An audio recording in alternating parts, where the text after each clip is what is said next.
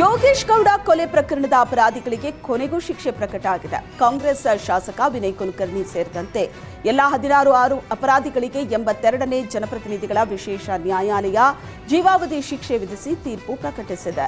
ಜನಪ್ರತಿನಿಧಿಗಳ ವಿಶೇಷ ನ್ಯಾಯಾಲಯದ ನ್ಯಾಯಾಧೀಶರಾದ ಸಂತೋಷ್ ಗಜಾನನ್ ಭಟ್ ಶಿಕ್ಷೆಯ ಪ್ರಮಾಣ ಪ್ರಕಟಿಸಿದ್ದಾರೆ. 16 ಆರೋಪಿಗಳಿಗೆ ಜೀವಾವಧಿ ಶಿಕ್ಷೆ ಪ್ರಕಟಿಸಿದ್ದು, ಓರ್ವ ಆರೋಪಿ ಇನ್ಸ್ಪೆಕ್ಟರ್ ಚನ್ನಕೇಶವ ಟಿಂಕರಿಕರ್ಗೆ 7 ವರ್ಷ ಜೈಲು ಶಿಕ್ಷೆ ವಿಧಿಸಿದ್ದಾರೆ. ಟಿಂಕರಿಕರ್ ಕೊಲೆ ಪ್ರಕರಣದಲ್ಲಿ ಭಾಗಿಯಾಗದೇ ಇದ್ರೂ ಭ್ರಷ್ಟಾಚಾರ ಎಸಗಿದ್ದಾರೆ ಅನ್ನೋ ಆರೋಪ ಸಾಬೀತಾದ ಹಿನ್ನೆಲೆ ಕೋರ್ಟ್ 7 ವರ್ಷಗಳ ಕಾಲ ಜೈಲು ಶಿಕ್ಷೆ ವಿಧಿಸಿದೆ. ಇನ್ನುಳಿದಂತೆ ಬಸವರಾಜ್ ಮುತ್ತಿಗೆಗೆ ಮಾಫಿ ಸಾಕ್ಷಿ ಸ್ಥಾನ ಖಚಿತಪಡಿಸಿದೆ. ಮೃತ ಯೋಗೇಶ್ ಗೌಡ ಮಕ್ಕಳಿಗೆ 16 ಲಕ್ಷ ರೂಪಾಯಿ ಪರಿಹಾರ ನೀಡಲು ಕೋರ್ಟ್ ಸೂಚನೆ ನೀಡಿದೆ. ಧಾರವಾಡ ಜಿಲ್ಲಾ ಪಂಚಾಯತ್ ಮಾಜಿ ಸದಸ್ಯ ಯೋಗೇಶ್ ಗೌಡ ಹತ್ಯೆ ಪ್ರಕರಣದಲ್ಲಿ ಮಾಜಿ ಸಚಿವ ವಿನಯ್ ಕುಲಕರ್ಣಿಗೆ ಜೀವಾವಧಿ ಶಿಕ್ಷೆ ವಿಧಿಸಲಾಗಿದೆ. ಈ ಬಗ್ಗೆ ಚಿಕ್ಕಮಗಳೂರಿನಲ್ಲಿ ಮಾಜಿ ಮುಖ್ಯಮಂತ್ರಿ ಬಿಎಸ್ ಯಡಿಯೂರಪ್ಪ ಪ್ರತಿಕ್ರಿಯಿಸಿದ್ದು, ಈ ಘಟನೆ ಬಗ್ಗೆ ಏನು ಹೇಳಬೇಕು ಅನ್ನೋದು ನನಗೆ ತೋಚ್ತಾ ಇಲ್ಲ.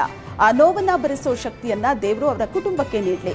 ಈ ರೀತಿ ಘಟನೆ ನಡೀಬಾರದಿತ್ತು, ಆದರೆ ನಡೆದಿದ್ದು ದುಃಖಕರ.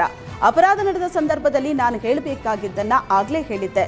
ಇಂದು ನಾನು ಹೇಳಿದ್ದೇ ಸತ್ಯ ಅನ್ನೋ ಹಾಗೆ ಸಾಬೀತಾಗಿದೆ ಅಂದರು.